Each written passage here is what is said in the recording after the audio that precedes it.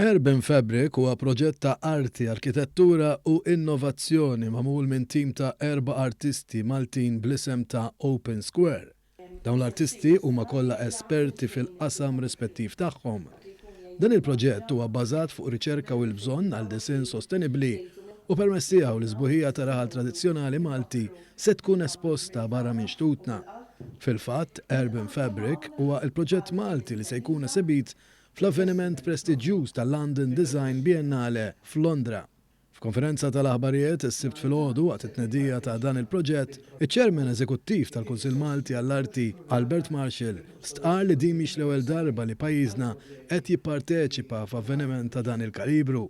Fil-fatt wara l-Biennale f'Venezja dik f'Londra kienet il-pass naturali.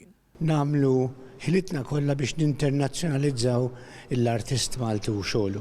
L-importanti li wieħed qiegħed il-London Design Biennale fil-kuntest tal-politi aggressiva tal-Kunsill biex joħroġ barra minn xtutna. L-imħuħ wara dan il-proġett huma Luca Zoppardi Travel Borch, Matthew Joseph Assa u Alessia De Guara li ħadmu blajnuna ta' Ramona De Pares u Gilbert Mikallef. Naqdu żewġ tipi ta' idejat, l-ideja tal-pjanar tal-bliet u l-ideja tal-Feniċi Maltija fil-tradizzjoni tal-żeba tal-ħwejjeġ u affarijiet. Minnaħa l-oħra dan il-proġett huwa magħmul ukoll bi ħsieb ekoloġiku.